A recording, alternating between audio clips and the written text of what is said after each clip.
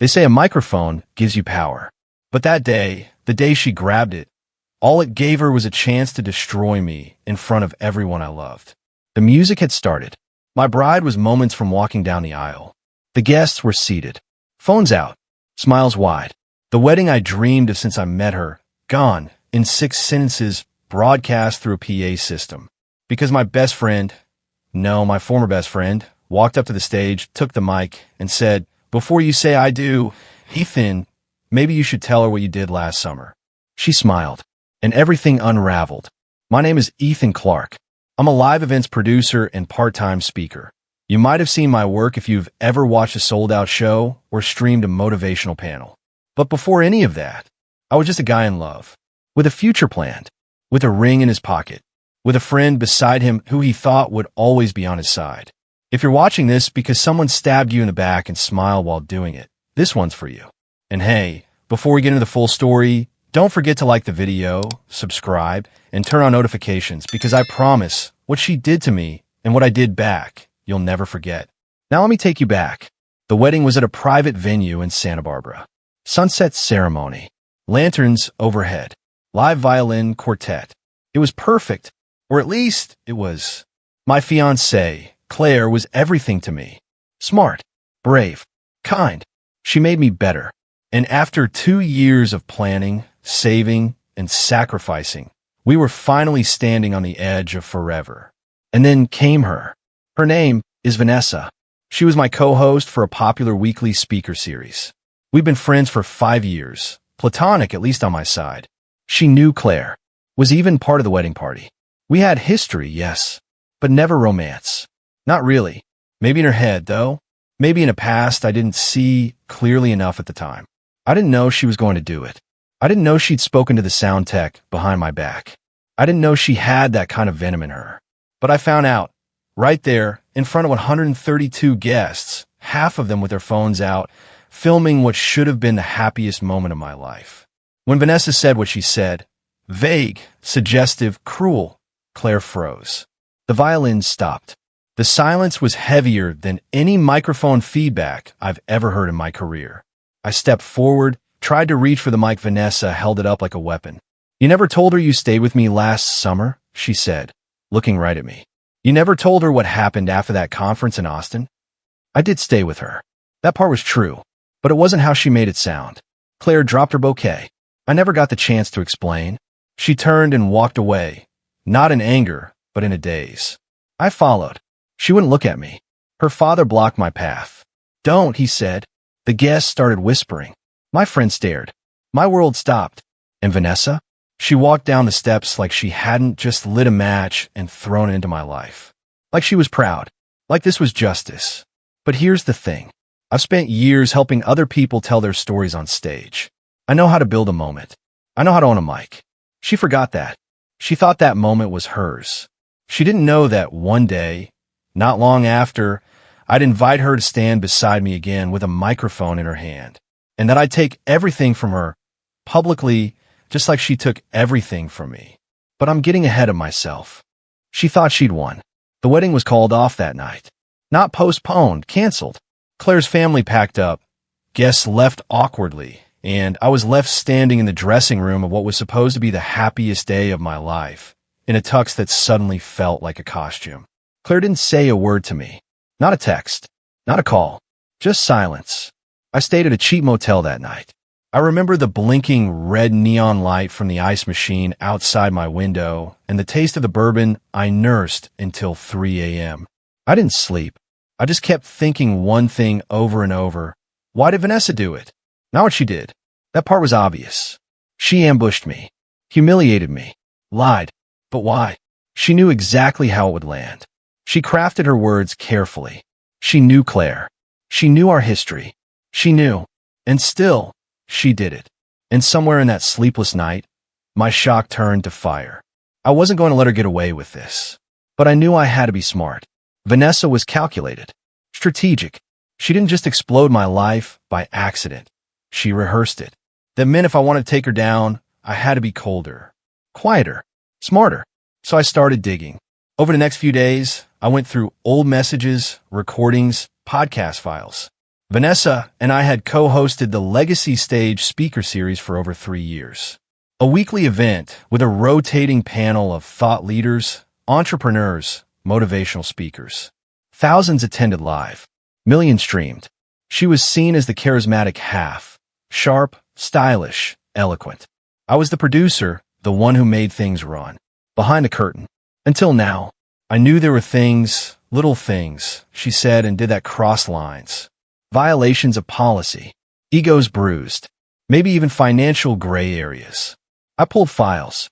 Old invoices. Vendor receipts. A few speakers who ghosted us without warning. I made a list. Then I contacted them. One speaker, a woman named Tara, told me Vanessa cut her segment short and redirected a sponsor deal without telling me. Another, Sean, said Vanessa took a consulting fee that never showed up on our books. Interesting. Then came the big one. In one of our most popular events, a live-streamed 3-day summit last fall, Vanessa had negotiated a side deal with a startup that paid her 5 figures off the books. She used our brand to do it, our production team, and claimed it was part of the overall package. I found the email trail, found the wire transfer, found the invoice she buried under a dummy company name. I had everything I needed, but it still wasn't enough. Because this wasn't just about business. This was personal, and she made it public. So I would too. 3 months later, I got a call from a conference we used to headline. They wanted us back. Said the audience missed our energy. Vanessa had been hosting solo, and the numbers were down. They wanted both of us. Perfect. I agreed on one condition. That I'd close the show. Vanessa was thrilled. She had no idea. She thought time had passed. That I'd moved on. She even greeted me with a hug the day of rehearsal. That fake, performative hug influencers give in public. I smiled. Said nothing. Let her play her part. The venue was packed. Hundreds of people in the seats. Thousands watching the live stream. Vanessa did her segment, talking about authenticity and emotional truth. It was rich, honestly. Then came my turn. I stepped onto the stage. Spotlight hit. Mic in hand. I want to tell you a story, I said, about betrayal, silence, and what happens when someone mistakes your kindness for weakness. I heard a shift in the crowd. Eyes narrowed. Phones lifted. It starts at a wedding, I said. My wedding. Vanessa froze. I didn't use her name. Not yet. But every detail was clear. The mic's sabotage. The accusations. The timing. Her face turned from confident to pale. Then I said, some people think the stage is a weapon. That if they get the mic first, they control the story. But here's the thing. The mic always comes back around. And I dropped the files on the podium. Email printouts. Bank records. Invoices. Names of the people she scammed. The brand she poisoned. I told the truth. And I told it live. I didn't yell. I didn't accuse. I just let the facts speak. When I finished, I turned to her, finally, and said, you ruined the biggest day of my life. So I thought it was only fair you'd remember this one too. The room went silent. Then, scattered applause. Then a wave. Vanessa walked off stage. She didn't even wait for the end of the event. Cameras followed. Phones filmed. She disappeared backstage and never returned. The video went viral. The board dropped her a week later. Sponsors bailed. And me? I rebuilt. Not out of spite, but out of truth.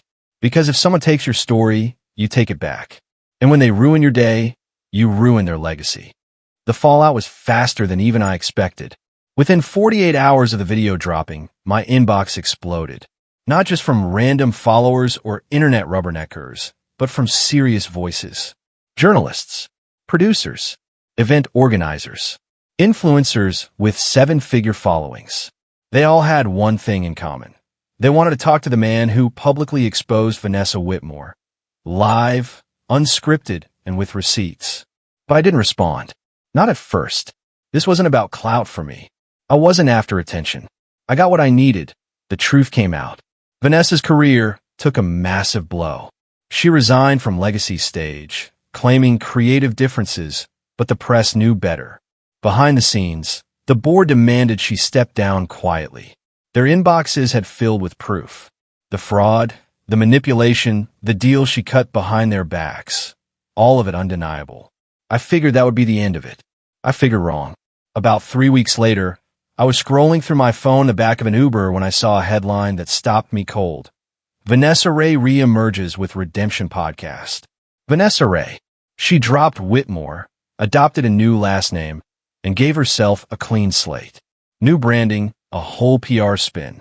The photo attached to the article showed her on a white couch in soft lighting, looking solemn but radiant. She titled her podcast, Reclaim the Mic. I clicked play on the teaser episode. What happens when you're vilified for a single moment? When people who've never met you decide your entire worth from one decision, one mistake, one story, but never hear your side? That was her hook, playing the victim. I nearly laughed. She had the gall to turn the whole thing around, recast herself as the wounded phoenix, the misunderstood leader who was merely flawed, human, passionate. That's when it hit me. She didn't want to recover quietly. She wanted to erase what she did. And that I couldn't allow. I knew if I responded directly, she'd play it off. Say I was obsessed, bitter, stuck in the past. She'd use any attention to feed her narrative. So I chose a different path. I called a man named Jacob Wolf, the CEO of a rising media company that had once tried to buy Legacy Stage. He remembered me. You still think there's room in the industry for authenticity? I asked. He didn't hesitate. People are starving for it. 2 weeks later, we inked a deal. My own show. My voice. No Vanessa. I titled it Mic Drop. Yeah, a bit on the nose, but that was the point. I wasn't here to dance around the truth anymore. I was here to deliver it. My first episode was raw. Stripped down. No studio lights. No flashy editing. Just me, a stool, and a mic. I told the story. From the beginning. My wedding. The betrayal. The silent unraveling. And the moment I decided I wouldn't play the quiet victim anymore. I didn't name Vanessa directly, but I didn't need to. People knew. Viewers clipped it, shared it, interpreted every sentence. Comment sections blew up with support, and a few trolls, of course. That's how you know you're onto something real. But the part that shook me? The message I got after episode 3. It was from Claire. Yeah, Claire. My ex-fiancée. The one who walked out the night Vanessa ambushed us at the altar. She'd seen the clip. She wrote, I finally understand. If you're willing, I'd like to talk. I stared at the screen for a long time. Then I typed back, tomorrow, 5 p.m., same rooftop bar. The next evening, I sat under fading daylight with a Manhattan in front of me and memories crashing over my shoulders. Claire arrived 5 minutes late. She looked like time had both hardened and healed her. Sharper eyes, quieter posture. We didn't hug. We didn't pretend. We just sat. I thought I knew what happened that day, she said. But I only knew Vanessa's version. I wanted to say something, I replied. But she controlled the moment. And I didn't want to drag you into a war. You should have dragged me. That made me pause. I didn't know you had it in you, she said. That fire. That cold clarity. Neither did I admitted. Until she lit the match. We talked for nearly an hour. Not about getting back together. That ship had sailed. But about the weight of perception. About how one lie, delivered loudly enough, could drown out years of truth. Claire didn't ask for closure. She gave it. You're not the man I left that night, she said as she stood. You're stronger now. I just hope you don't forget who you were before all this. He mattered too. That stuck with me. Because revenge had sharpened me, yes. But it had also changed me. And I had to make sure it didn't consume me. So I shifted focus. My show evolved. Less about Vanessa, more about rebuilding. About real leadership, quiet resilience, and speaking truth without spectacle. But Vanessa wasn't done. She released an episode titled, The Mic Was Taken, but the Voice Remains. She painted herself as silenced, marginalized, spun her side like a comeback tale. And then she announced a live event. Reclaim Live, she called it. A staged evening of redemption stories. Headlined by her, featuring guest speakers, and timed to overlap with one of my own tour stops. Coincidence? Please. So I made a decision. I bought a ticket. Front row. Real name. Let's see how she handles a live audience when the truth is sitting 10 feet away. The ticket arrived in my inbox with a clean confirmation. Front row seat, general access, no meet and greet. Not that I needed it. I wasn't there for autographs. I was there to see if she could keep her lies straight when the ghost of her past sat directly in her line of sight. The event was held at the Aria Theater, downtown, a venue known for its acoustics, its minimalist set design, and most importantly, its intimacy. There were no balconies, no velvet ropes separating the elite from a crowd. It was eye to eye. I walked in 15 minutes before showtime. The ushers didn't recognize me, or if they did, they didn't let on. I kept my coat on as I took my seat, fourth from center. My hands rested in my lap. Still, focused. The lights dimmed. Music swelled. Dramatic strings, the kind that beg for applause before a single word is spoken. Then she stepped out. Vanessa Ray. Hair lighter. Outfit more refined. That same glassy, curated vulnerability in her eyes. She held a mic in one hand and a soft smile in the other. "Welcome to Reclaim Live," she said. The audience applauded. She started by thanking everyone for believing in second chances. Then came the first story, a woman who'd overcome addiction and rebuilt her life as a counselor. It was powerful, heartfelt. The crowd leaned in. Even I couldn't deny the woman's raw courage. But it wasn't about her. It was about what came next.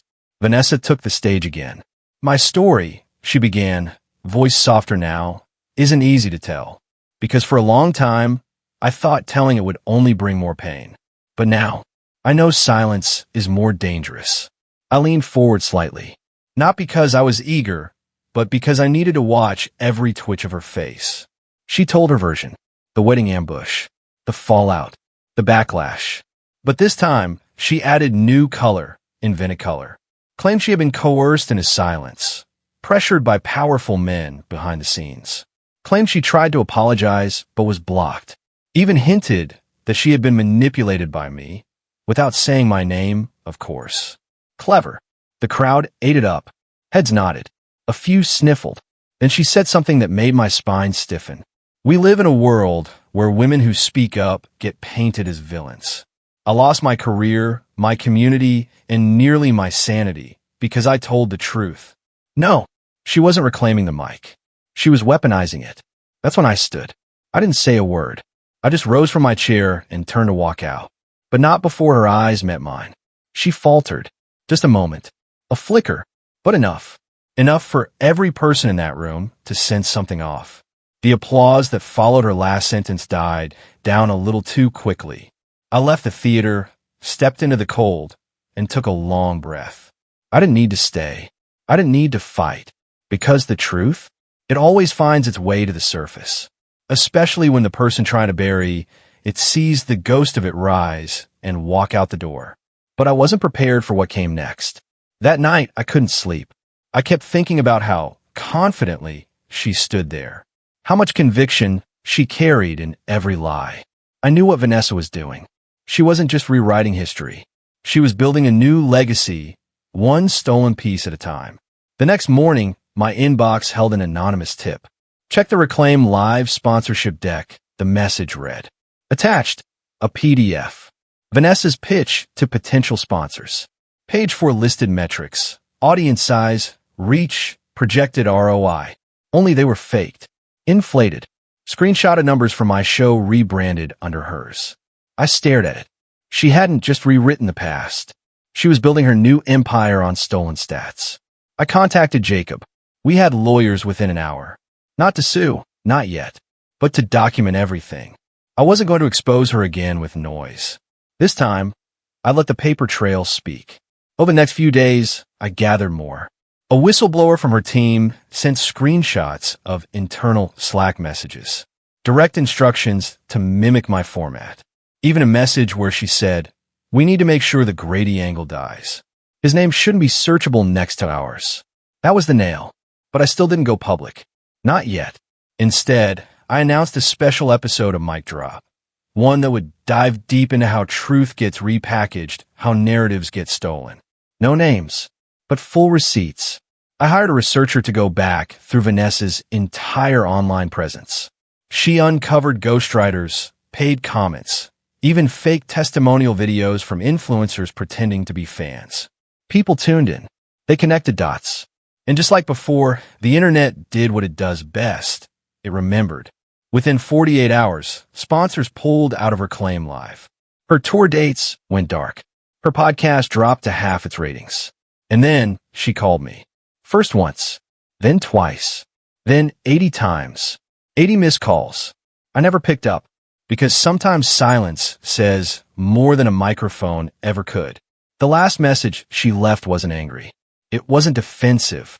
It was quiet. Fragile. Ethan, please. You don't understand. I didn't mean for it to go this far. I just needed a way back.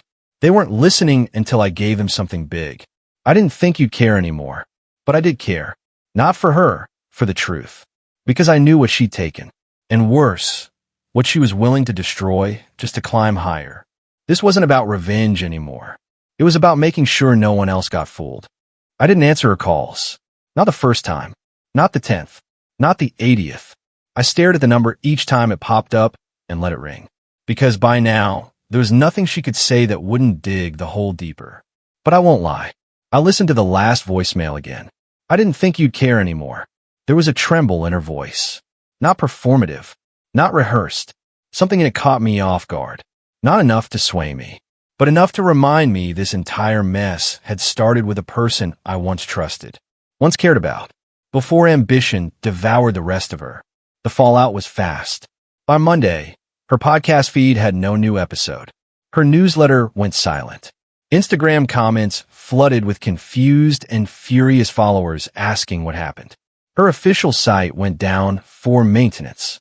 The story wasn't just leaking. It was bursting at the seams. But here's where it got complicated. Because someone else started reaching out. Lena.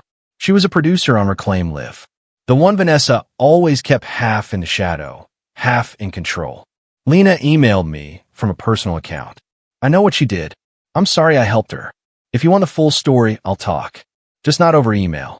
We met in a public cafe on the west side. She looked tired. Not scared, resolved. Like someone done carrying someone else's burden. She brought printouts, contracts, memos, voice note transcripts. She knew, Lena said. She always knew the numbers were fake. She approved every post, every manipulated chart, every testimonial was paid for on Fiverr. And she did it because she thought no one would ever look closely. I asked her why she was coming forward now. Because you were right, Lena said. And because I helped destroy something you built with integrity. That matters. I thanked her, and I meant it. The next episode of My Drop was already in production, but now it had a new segment, Whistleblower Testimony. I didn't name Lena. I didn't need to. Her voice spoke for itself. She described the fear culture Vanessa ran, how everything was transactional, loyalty bought, not earned, how dissent meant erasure. And slowly, painfully, people started to connect the dots. I didn't just want to ruin Vanessa's career. That was never the point. I wanted people to understand the cost of manipulation. How easily people give power to charisma instead of character. How fraud doesn't always come with red flags. Sometimes it comes dressed in inspiration. One day later, the industry press picked up the story. The audio journal, Podworld, even Rolling Tape ran pieces dissecting the fall of Reclaim Live. They called it the loudest implosion since the early influencer crashes. But even then, I didn't gloat. I didn't tweet. I didn't post triumphant reels. I kept recording. Because the truth doesn't stop just because someone finally hears it. It keeps moving. And I had more stories to tell. Then one morning, I found a small envelope in my studio mailbox. No return address. Inside, a flash drive. A note, handwritten. You were right. Use it if you want. But please know, I finally understand. The drive held a 4-minute video. Vanessa, sitting alone. No makeup. No edits. I built everything on someone else's back, she said. And when it started to collapse, I blamed everyone but me. Ethan, if you're watching this, I'm sorry. Not just for the lies, but for trying to erase you. I thought if I could be louder, I could be the only voice they heard. But yours stayed. Because yours was real. I never released the clip. Not because she didn't deserve exposure, but because for once, she wasn't performing. I closed the video and placed a flash drive in my drawer. Beside it, I added a note. Keep this to remember why silence isn't weakness. It's power. Weeks passed. Vanessa vanished from spotlight. Rumor had it she left the country. Some said she took a job teaching digital media ethics in a small college somewhere. Irony, right? But I wasn't watching anymore. I was living. My drop hit new heights. We expanded. New hosts. New stories. But always rooted in truth. And me? I finally got peace. Not from revenge. Not from her apology. From knowing I didn't become what she tried to turn me into. That was my win. Thank you for staying through the story. If it meant something to you, like this video, subscribe to the channel, and turn on notifications. We're just getting started. But here's something I didn't tell anyone. 2 days after the flash drive arrived, I received a call from an unknown number. I usually ignore those, but something told me to answer. Mr. Grady? This is Teresa Lynn, producer at Truthline Media. We've been following your story. We'd like to adapt your journey into a full-length investigative docuseries. I sat in silence. Truthline Media, the same network that rejected my pitch 3 years ago. The one Vanessa used to boast about having connections with. Now they were calling me, asking for my voice. You want me to rehash all that on camera? I asked. Not rehash, she said. We want the truth. We think it matters. The irony wasn't lost on me.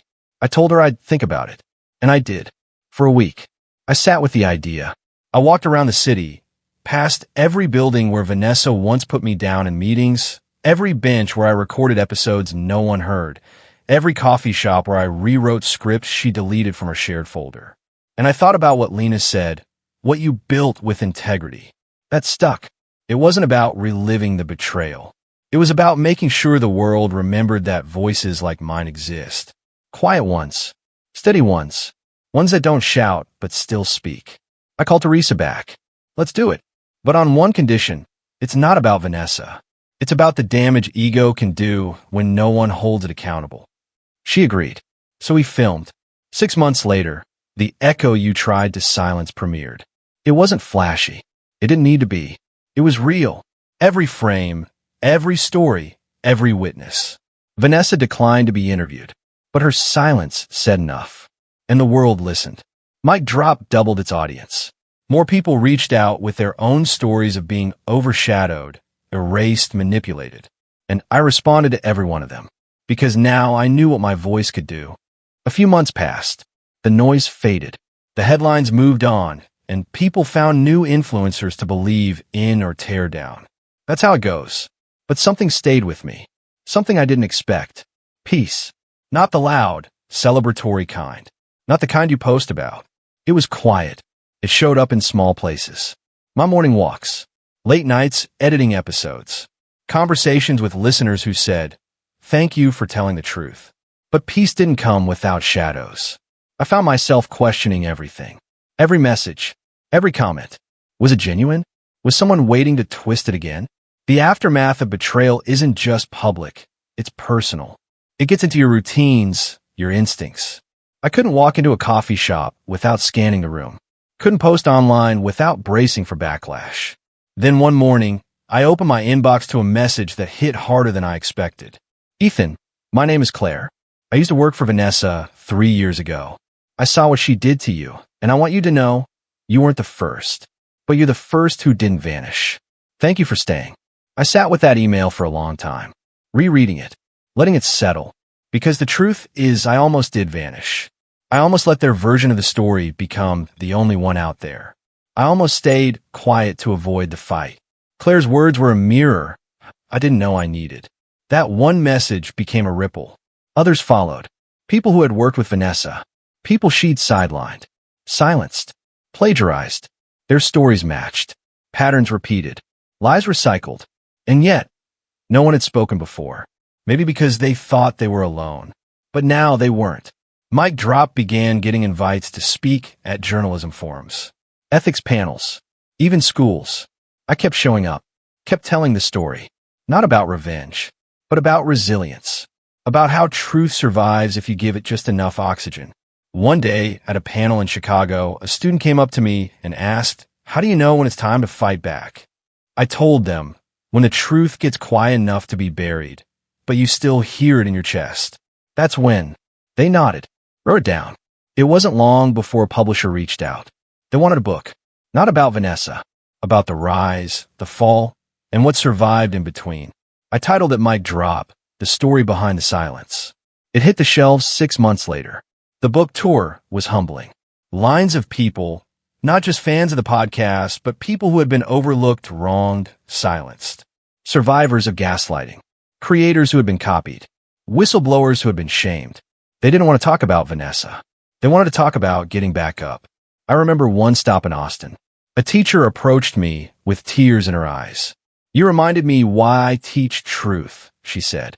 "Even when the system makes it hard." Moments like that, they stitched something back together inside me. And then, the most unexpected thing happened. I got another message. This time, handwritten.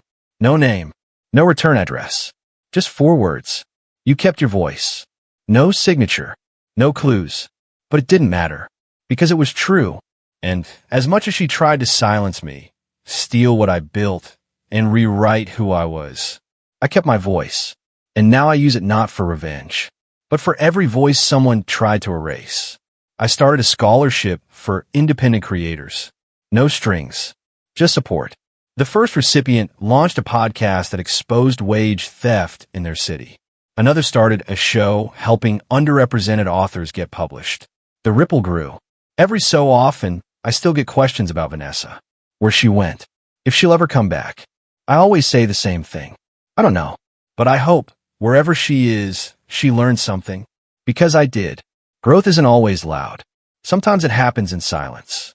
In distance. In not clapping back, but building forward. So to whoever you are, wherever you're watching from, thank you. Thank you for hearing me. And if my story stayed with you, if you saw yourself in it even a little, like the video, subscribe to the channel, and turn on notifications. Because we're not done. We're just getting louder.